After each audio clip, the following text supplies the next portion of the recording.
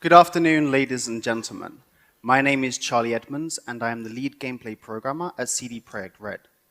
Currently, I'm working on Gwent the Witcher card game, but prior to this, I was working on Thronebreaker the Witcher Tales. In today's presentation, I would like to show you how we achieved multi-user level creation in Unity while working on Thronebreaker. Over the course of the next 45 minutes, we're going to cover the following topics. First of all, we'll have a look at the problem. Why is this presentation needed in the first place? Then, we'll move over to the pipeline that we use to create a level in Thronebreaker. Following this, we'll have a look at the grid system and collection groups. What are they, and why should you care? Following that, we'll have a look at the tools that supplement the system and make this a great user experience for the people using these systems. And finally, if time allows, we'll have some question and answers. By the end of this presentation, I'm hoping that not only will you understand how we solve this problem, but you'll also have the necessary knowledge to be able to take this back to your respective projects and implement it, should you so wish. Before all of that though, let's take a recap video and have a look at what exactly Thronebreaker is.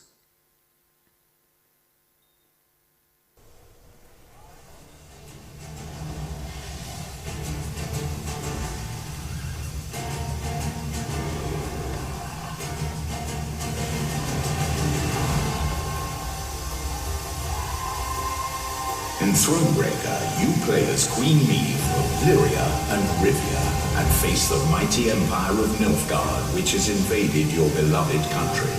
To defeat the empire, you will need a great army. You will forge new alliances across the northern realms.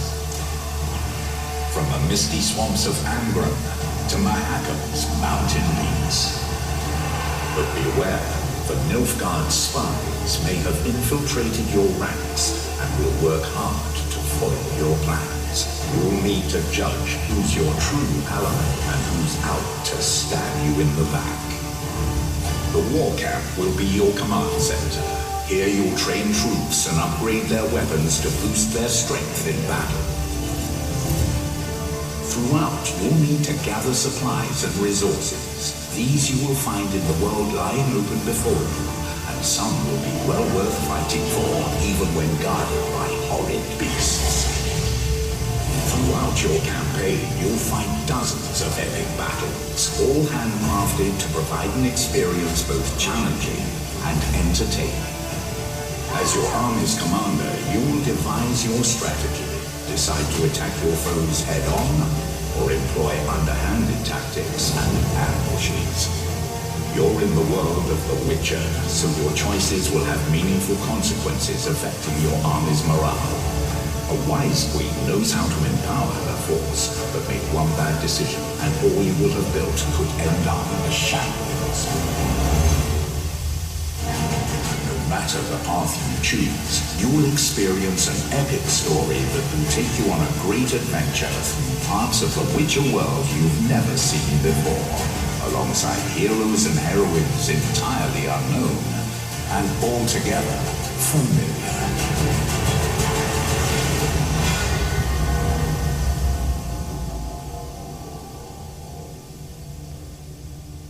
So rally your forces, choose the strategy that will serve you best, and take back what's rightfully yours.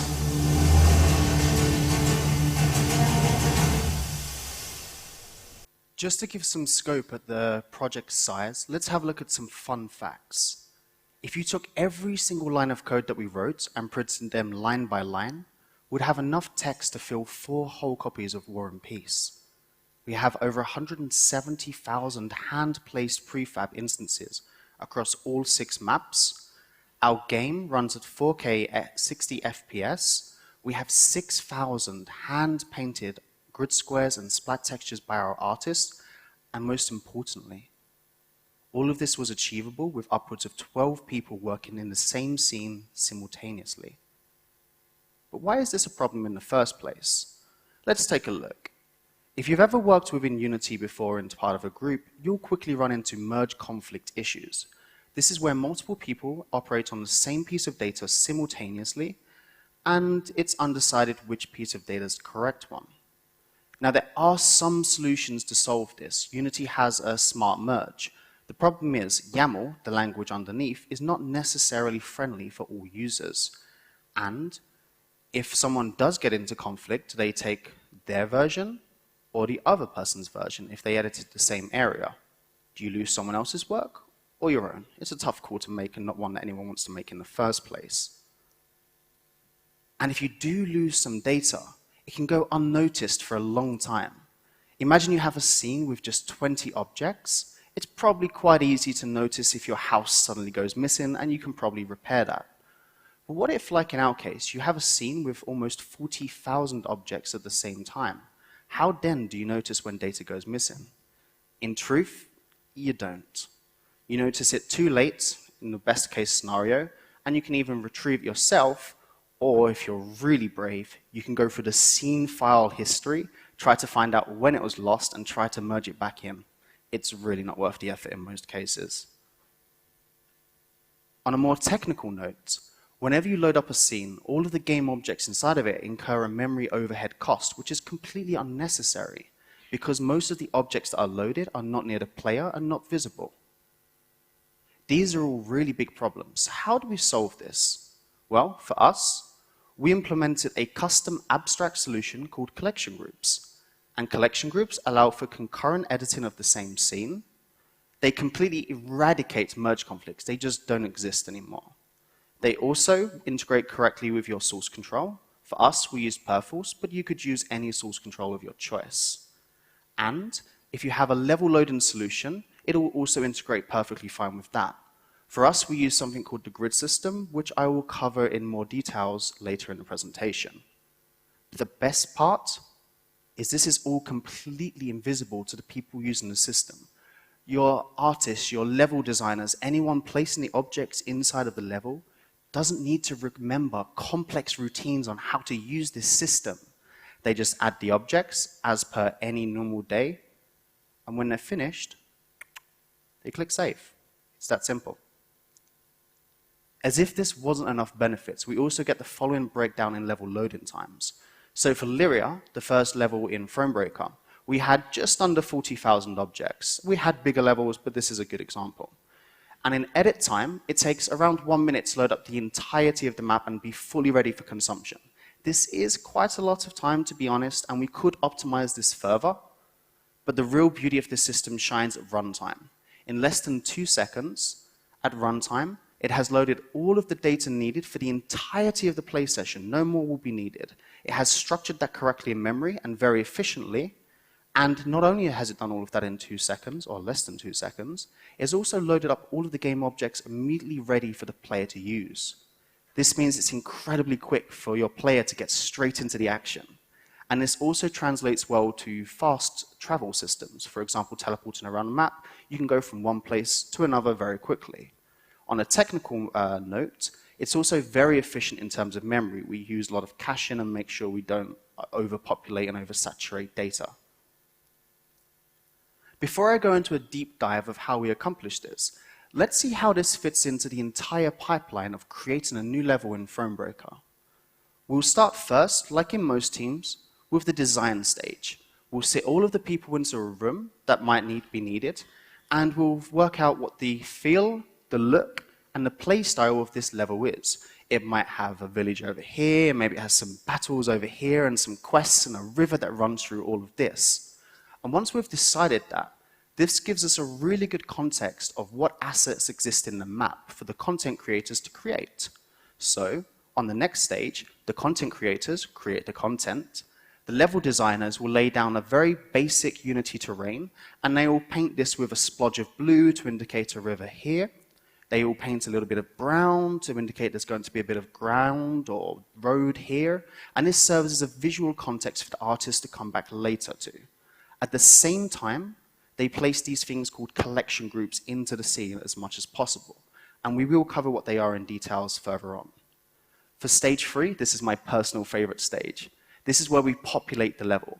So the level designers will take all of the assets that the content creators have created and place them into the level at the relevant parts, but the artists will at this point start painting the grid square textures. This is the visible piece of floor that the player stands on, how it looks. They also paint the splat maps. This is the invisible metadata that we use to trigger sounds or VFX or a number of other things when a player walks onto a certain part of the level. Once we're happy with that, we go to the fourth and final stage. At this point, we add collision to the assets as needed, and we remove the Unity terrain that we put in stage 2. We don't need this anymore. We've got beautiful grid square floors. And we'll polish the map and repeat this until we're happy with it, and we call it a day or a level. Earlier, I mentioned the grid system. Let's talk about what this is. So the grid system is a chunk-based seamless level loading solution which tracks the objects that are and are not loaded in the level at any given time. So instead of loading the entirety of the level at once, we just need to load the objects near to the player. I must stress that this is not groundbreaking or revolutionary. Chunk-based loading systems have been around for a very long time, and I'm sure they'll be around for a lot longer to come. But it's imperative to understand this part to see where the rest of the system goes. Now, I could talk to you all day about how the grid system works. It's a personal favorite of mine. But let's instead have a look at how it actually looks. So here in this very high quality GIF, as you'll appreciate, I'm sure, you can see the player traveling through the world. And as they cross these yellow lines, which denote the grid squares, you'll see that it unloads the unnecessary data on the far left. It no longer enables the player's position, and it will load up the new data. This has been slowed down 16 times so that you can visualize it. In reality, it's incredibly quick, and we never once had a problem of the player being able to get to a square before the data was loaded. In fact, we tried, it just didn't happen. On a more technical note, we allow up to a maximum of 7 milliseconds per frame of data slice loading, which means we load bit by bit over several frames. But in reality, we actually never go above 1, maybe 2 milliseconds in a given frame. This is because the system dynamically adjusts to how much frame time has already been spent and devotes the remainder to the loading of the grid system. This works very well for us. If the player's not traveling through grid squares and there's no loading to be done, the system has an almost zero overhead. In memory, there's no overhead. In processing, there's a very negligible part. It's irrelevant. The next system I'd like to cover is the collection groups. And that's the main thing that we've done here. A collection group is a game object that sits at the root of a Unity scene hierarchy. It has 0 or more prefab instance child objects, which are contextually or geographically related to either one another or the collection group that they sit in. Now, we can manipulate collection groups in a bunch of ways. For example, we have a fact database system. And this allows facts to be set, changed, or removed at runtime based on player actions or game events. And the collection groups can listen to this. So then the world can dynamically change as a particular collection group will turn on or off based on players' actions and the world around it. For example, with a collection group, we could have a collection group called trees. And this could encompass all of the trees across the entirety of the level in that one collection group, or we could split it up as we like. But we could also have a geographical region, which is just, say, collection group village 1. And within this particular collection group, you'll see the donkeys, the houses, the fences, the pigs, the humans, and anything else that makes up this particular village. If you take a look at the entire system, you'll find that it's comprised of 3 primary types of file. We used XML files because of a decision at the start of the process, but you could translate this to any of your choice, for example, JSON. It doesn't matter. We'll go through each of these in details in the following slides, but starting from the top, we have the asset bundle mappings file. And this is just one for the entirety of the project, and it's simply responsible for tracking all of the assets used within the entire collection groups across the entire game and keeping track of them. Going one level down, we have the master collection group, and there is one of these per scene that uses collection groups. And it's responsible for tracking which collection groups are used on that particular scene at any given time. And moving to the bottom, we have the collection group XMLs themselves.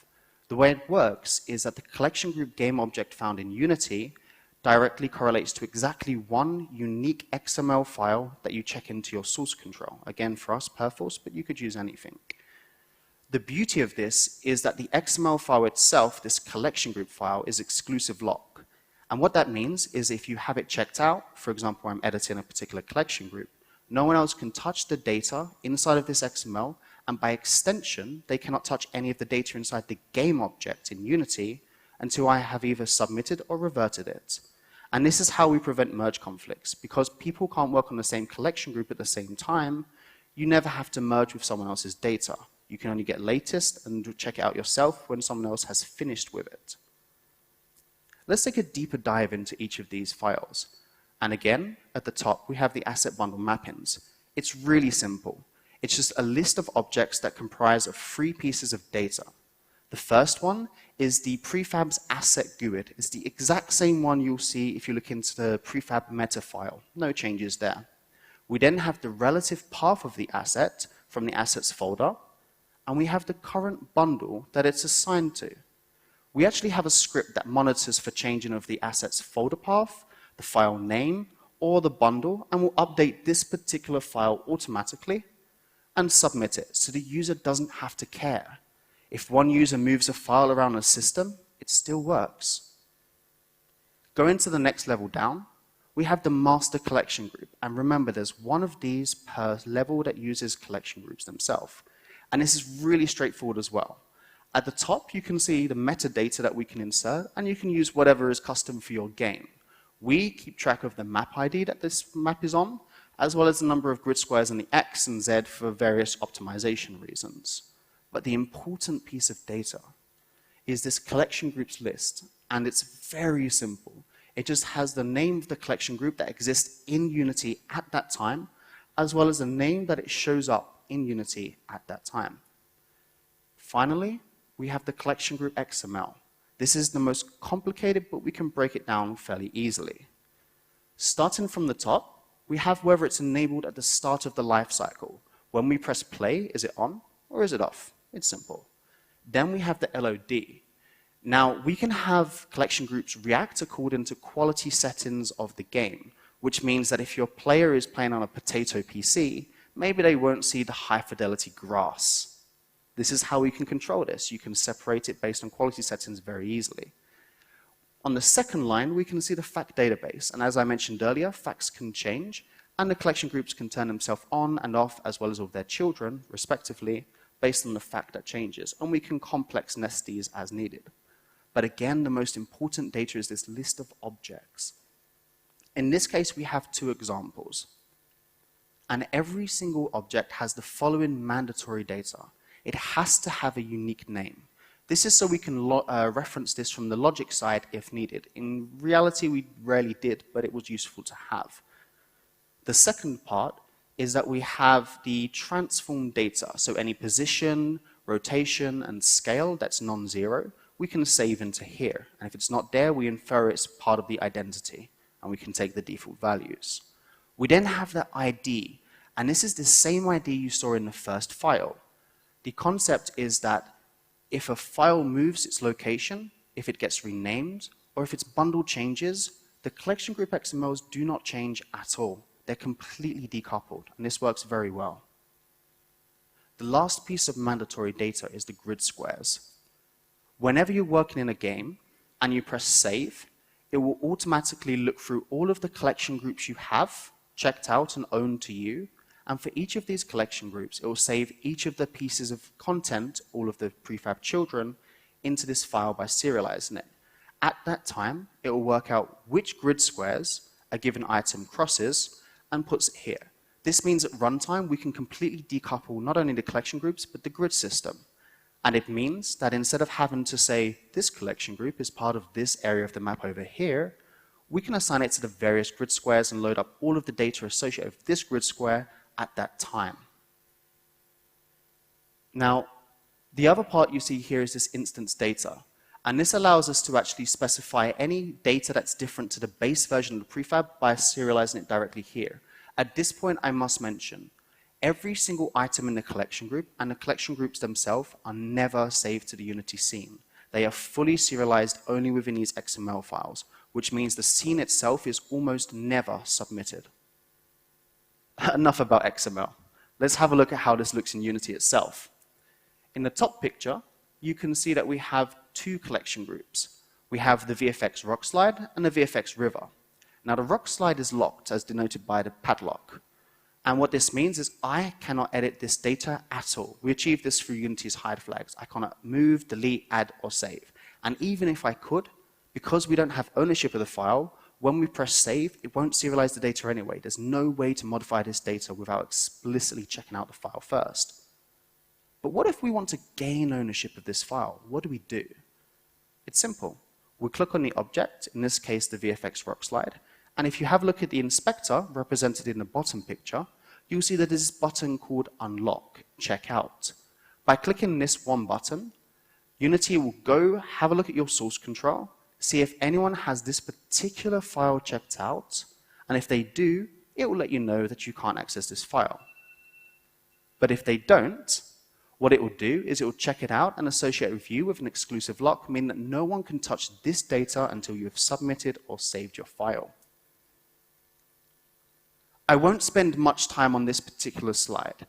At the end of the presentation, I've actually provided a QR link and an actual code link to download this entire presentation.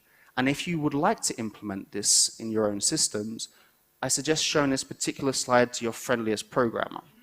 Also, within the downloaded version, if you open up the speaker notes, I've added a much more detailed implementation steps, so you can much easier add all of this to your own project. No system is good without tools to supplement it. And in Thronebreaker, we had a multitude of tools. The following are some that I handpicked, which were relevant to either the grid system or collection groups, or just were kind of cool that I wanted to share with you guys. The first tool is the Photoshop plugin. Now, at the start of this project, we asked our artists to work directly within Unity and start painting all the grid square floors and textures there. Unfortunately, they didn't feel that they could reach the quality that we wanted. So we asked the 2D artists, what tool would you like to work in? Surprise, surprise, the answer was Photoshop. So this led us to work out how we can bridge the gap between Photoshop and Unity in a seamless way that didn't require lots of extra manual steps. And this is where the Photoshop plugin comes in. Now you remember earlier we have these grid squares and every single one is unique to every single bit of the map. So what we did was we created a dedicated PSD, a Photoshop file, associated with each of these grid squares. And if an artist wants to edit a particular region of the map, they can go to Unity, they can find the region, find a central square, take that ID, go back to Photoshop and load it up within the tool. Now the idea is that you specify how many concentric rings around that square that you want to load. And at this point, it will create a region of the map that you're interested in. And within this region, you'll have the series of grid squares. So it will find all of those grid square PSDs associated with that. It will dynamically stitch it together into a new master document where you can edit in one file. You can paint a beautiful picture. And when you're finished, you just press save. And what this will allow was the reverse. It will unstitch your current section of the map, save it to the relevant grid square PSDs, and output both the splat textures, or splat maps, and the grid square textures into the Unity. What this means is the artist can work simultaneously on the same scene with different regions of the map, painting what they need, and see the results almost immediately reflected in Unity. To make this even easier, we incorporated the concept of snapshotting. So the artist can go to Unity, press the snapshot tool, and it will take a snapshot of every single grid square in the level. Now when they load up a particular region of the map, it will stitch all of those associated snapshots into a single layer into the new master document file, which you can turn on and off. What this means is that all of the houses, the pigs, the chickens, the humans, and anything else that might be in that snapshot can be toggled on or off by just clicking the layer. And this data is never exported back out into the files themselves. Again, I could speak a long time about this, but sometimes it's easier just to show you.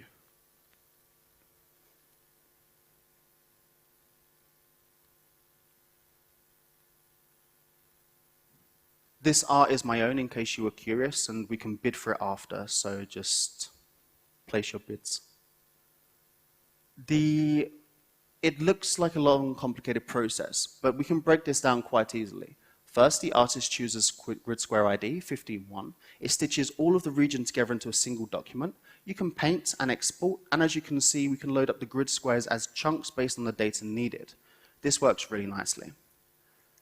The next tool I want to talk about is the campaign map editor. Now, a lot of teams that write their own campaigns in Unity will have to create their own map editor. We were no exception. But we tried to take it a step further. So instead of just having the list of assets and a search bar with hints and names that you can look through, we also incorporated it very closely with the collection group system. At the very top, you can see an active collection group dropdown. Currently, it says VFX River. And you can only choose from that dropdown the collection groups you have associated with yourself. Now, when you're in edit mode, you click on an item, for example, the tree stump currently selected here, and whenever you click into the map, not only does it place and create an instance of that object into the map very easily at the correct location, it also parents it to the collection group, meaning you automatically will save the data when you press save. No complex steps needed. But we took it a little bit further again. You can notice this color palette at the very top, the top third, and you might notice that the second, third, and fourth colors are bolded. Now the artist can take any item in our game or collection of items and associate them with a color tint offset palette, which is what you see here. And if I was a level designer and wanted to place that object, I could choose all of the objects I'd like to be existing in this area, make them bold, and every time I click, it will randomly choose from the bolded options, so I can get some variance very easily. This is accomplished through material property blocks, so there's no actual real overhead of using this. But we took it further still. Not only do we have the smart edit mode, we have smart selection and smart delete. If you're in smart selection mode and you click on a cluster of objects, what will happen is it will only return the first object it finds or cycles through them as you keep clicking that belongs to the active collection group you have. This way, if you have a bunch of objects in one close proximity, you can really easily drill down and find the ones you want. Similarly, if you draw a box using the mouse dragging box technique, whose name I forget, you will select all of the objects associated with that active collection group and nothing else. That way you can select across a large region of the map, select just all of the village and move it in one go without worrying about damaging other people's work. Similar concept for smart deleting. Whenever you're in smart deletion mode and you click on a cluster of objects, it will only delete the object associated with your current active collection group. And if you hold left mouse button and wave across the scene, again, you will only delete objects with your current active collection group, and you don't have to worry about destroying other people's data. The next tool I want to talk to you about is the collision editor. This isn't strictly related to the collection groups or grid system, but we found it incredibly useful. At the start of the project, we made an artistic decision to go with 2.5D assets. That means the vast majority of assets you see in Thronebreaker are actually textures projected onto a flat plane which is rotated 45 degrees off the floor. Unfortunately, what this meant is there was no collision actually associated with these objects, and we had to create it manually. This was an incredibly tedious process. So we tried to speed it up in a number of ways. The first step was by adding an easy mesh creation tool, which is where you can click, click, click, click, click. It will create the mesh, and you can move and edit them as needed. But we took it a step further again. What you're seeing right now is actually being done at runtime. We can start the level, we can find a collision issue and fix it there and then. No longer do we have to stop the game, load up the object, try to fix the collision, hope it works, press play, realize we got it wrong, and have to repeat a few more times. This made adding collision incredibly quick and trivial. And as you can see, editing one instance of a prefab will edit it for every other version of the prefab. You don't have to do this multiple times, of course. The final tool I'd like to talk with you about today is the asset mapper. Because of how we created the collection groups and those asset GUIDs within them, it was incredibly trivial to track which items exist in which levels. And we can do a bunch of things from this. So first of all, we were able to isolate a couple of objects that we had a lot of in the level. And we were able to optimize it much more heavily. But at the same time, we can also isolate which objects are used in the wrong levels, depending on their folders, and we can click a magical button you can't see in this tool. It'll go through all of the assets and physically move their location from the current location to the level-specific folder. That means if you have an item that exists in level 1 but you're using it at level 2, it will move it across and reassign the bundle correctly. This drastically reduces build times because then you can have asset bundles based on the level rather than one monolithic asset bundle to rule them all. Again, much faster iteration times. One other really cool thing we got with this, actually, is we had 60,000 instances of grass placed across all of the levels, and that grass didn't actually do anything. One of our level designers just went a bit wild and placed it everywhere, and it didn't animate. It didn't have any collision. It was just hogging memory. So because of this tool, what we were able to do was actually flatten that grass through a mostly automated process into the grid squares that they sit on, and therefore eradicate a huge number of assets per level with no side effect whatsoever. No system or tool is perfect, and ours is certainly no exception. If you would like to implement this for your own project, these are the following things I would suggest you take a look at improving first of all. Firstly, we use our own version of serialization data, which we call iInstance data.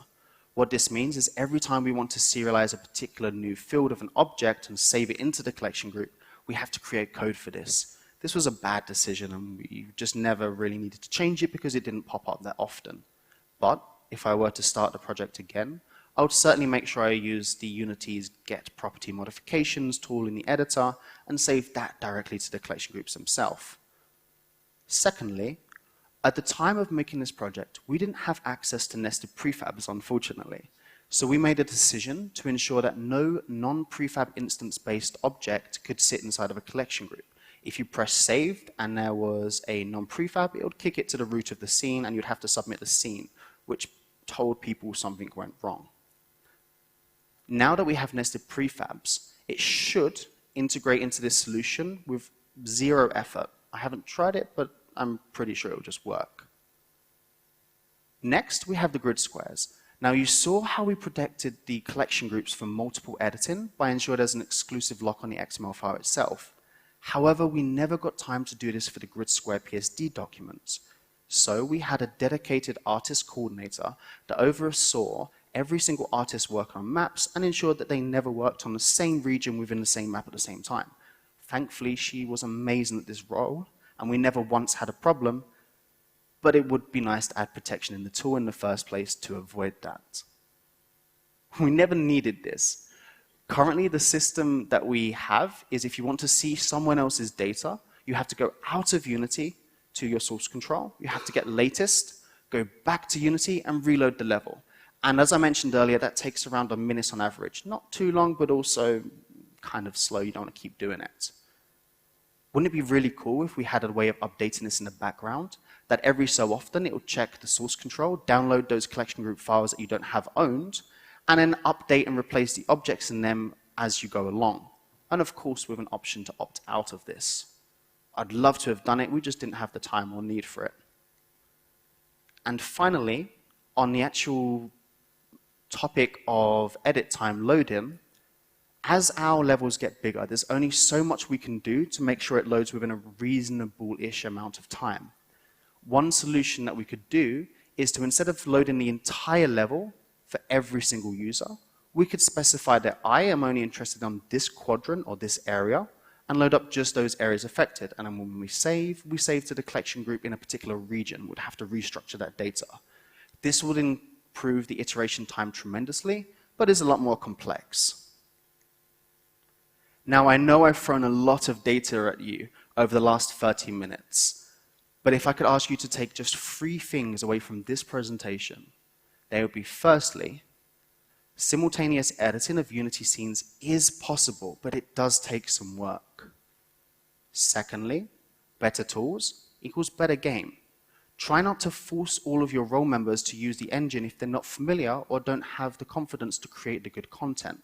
See if you can get them to work in their original tools and bridge the gap between Unity and that tool. And thirdly, try to reduce iteration time as much as possible. Explicitly sit down with each of your team member roles and find out where they spend most of their day. you'll probably find out that a lot of them are spending their time doing manual, tedious, repetitive tasks that can be easily automated or just done in a different way. And finally, because I couldn't resist, collection groups make everyone's life easier. So thank you very much. As promised, there is the QR code to download this presentation, and should you do so, make sure you open the speaker notes where you'll find much more detailed implementation steps. I believe we have some time for questions, so if anyone has any questions, feel free.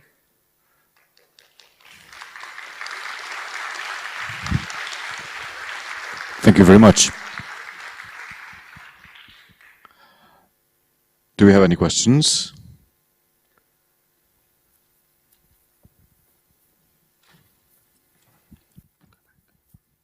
All right.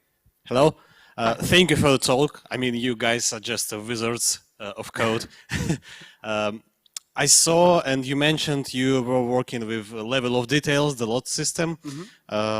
As far as I saw, your game is like a mix of 2D and 3D graphics, or just 2D? There were, let's say, 95% 2D on the map and 5% 3D that we couldn't fake. So how do you manage like the level of details of such incredible art? I mean, do you use like cell shading as a shader in Unity? Do you redraw assets? How is like level of details is managed, or you use like Unity algorithms? If you have any information about this, it will be great. Thank you. Sure. So the question was about how we manage the level of detail and how we ensure that we're not using too much at one point. And the way that we solve that is in several steps. First of all, we have an isometric top-down camera that can only see part of the level at the same time. Anything that's not shown into the camera is not physically existing in the scene at any given time. So if at edit time we have, let's say, 1,000 trees across the level, realistically we only have 15 or 20 of them actually loaded and created. And when we unload the grid squares, they go into a pool, and every time we load a new grid square that uses the same type of prefab, we reuse it. So we save a lot there. Now, in terms of the level of detail, what we do is base it mainly on the quality settings, and sometimes that's hard-coded based on the platforms. And then we split the higher-end prefabs into different collection groups. So we might have a standard waving grass prefab that only exists on low or medium settings, and we might have a different version of that, which is the high settings one. And we had some tools to be able to basically create a different version of prefab at given points for a given asset. So we could say, create a new collection group using this prefab and duplicate it to the positions of this prefab in this collection group. So we could do some really cool stuff like that. Any other questions?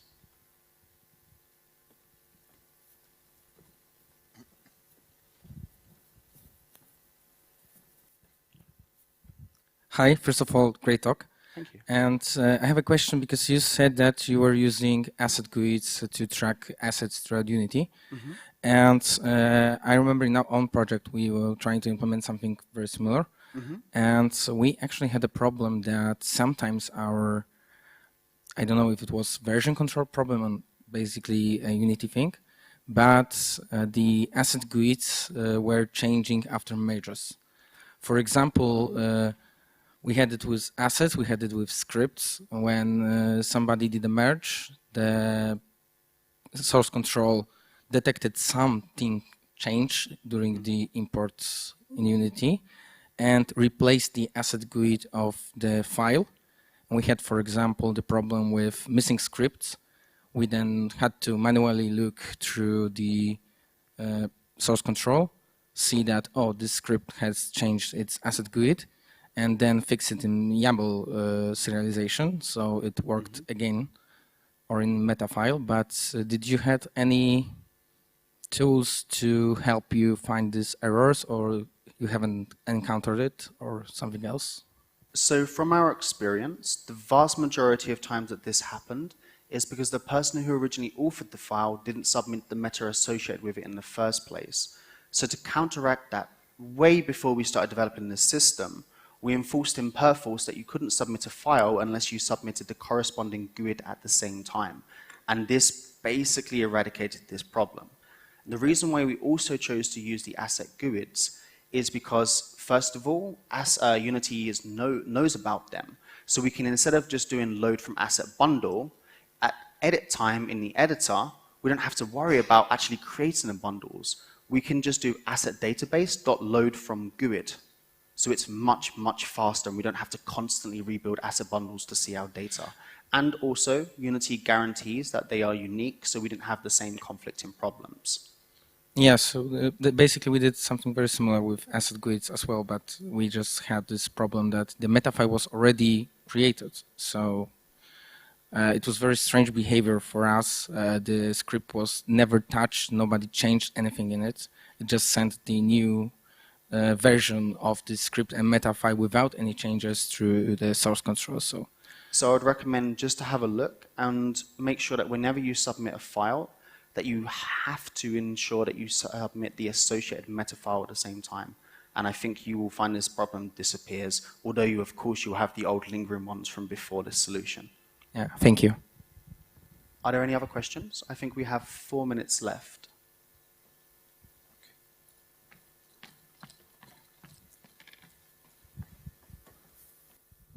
Hi. I have a question from the perspective of level designer and level artist. I understand that level designers and artists work with this square grid system in your game. And what if they wanted to make something along like a mountain chain or a big wall that will span between a few the grid systems? Do you handle it somehow? Yes, so we actually, oh, that's the wrong button. If we go back and have a look at the, this might take a while. If we have a look at the actual collection group itself, you'll see it has a list of all of the grid squares that it covers. So you can see in this first one, it covers like 8. And the way that it works is every single grid square that it covers, it puts it into a list. And it associates as a partially owned file of all of those grid squares, meaning that when any one of those grid squares is loaded up, this item and any other one belonging to it is also loaded up. And only when all of this list of grid squares is unloaded does that item disappear. In addition, we also try to make sure that objects are not too big, and we try to break them down, but sometimes it's unavoidable. Okay, thank you. I think time for one more question, should anyone have them. And if not, I'm going to click a lot, get to the end of the slide here. Okay, so again, thank you very much. And on one last note from me, we are hiring. So if you're interested, come see me and Paulina at the front after this presentation. Thank you very much and have a great day. Thank you. Thank you very much.